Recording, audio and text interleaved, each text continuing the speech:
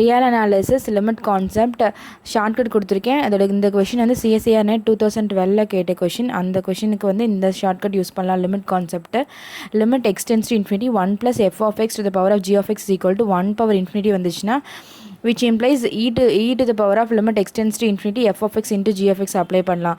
இப்போ இந்த கொஷின் பாருங்கள், which are the following statements are, இது வந்து for பார்ட்ஸ் ஈக்குவேஷனு. இப்போ வந்து 1 + 1/n to the power of n + 1 tends to e as n tends to infinity. இது வந்து ட்ரூவான்னு பார்க்க போகிறோம்.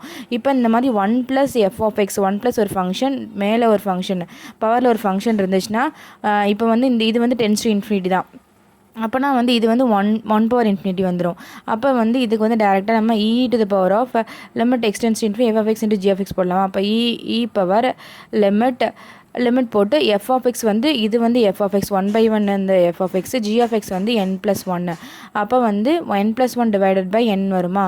இங்கே வந்து லிமிட் போடும்போது இன்ஃபினிட்டி எல்லா ஸ்பீடும் அப்ளை பண்ணணும்.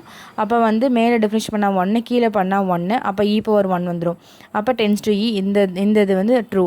இப்போ அடுத்து பாருங்கள், இது வந்து இதில் வந்து இது வந்து f(x) இது வந்து g(x). அதுக்கு முன்னாடி வந்து இது n tends to infinity 1 power infinity. அப்போ இது சாட்டிஸ்ஃபை பண்ணிடுச்சு. அப்போ என்ன பண்ணலாம், e to the power of limit extends to infinity f(x) வந்து 1/n + 1 g(x) வந்து n. அப்போ n/n + 1 இதுவும் வந்து இன்ஃபினிட்டி வரனால எல்லா ஸ்பீட் ரூல் அப்ளை பண்ணால் 1/1 வரும். அப்போ e⁻1 இதுவும் tends to e. அப்போ இந்த ஸ்டேட்மெண்ட் கரெக்ட்.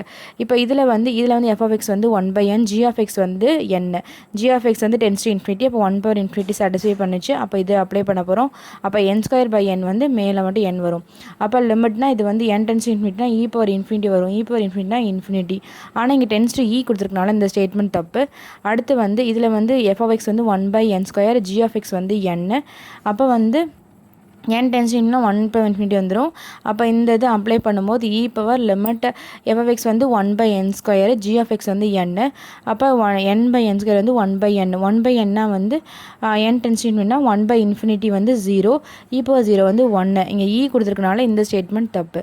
அப்போ ஆன்சர் வந்து ஏயும் பியும் கரெக்டு. என்னோடய சேனல் பிடிச்சிருச்சுன்னா லைக் பண்ணுங்கள், சப்ஸ்கிரைப் பண்ணுங்கள், உங்கள் ஃப்ரெண்ட்ஸ்க்கு ஷேர் பண்ணுங்கள். தேங்க்யூ.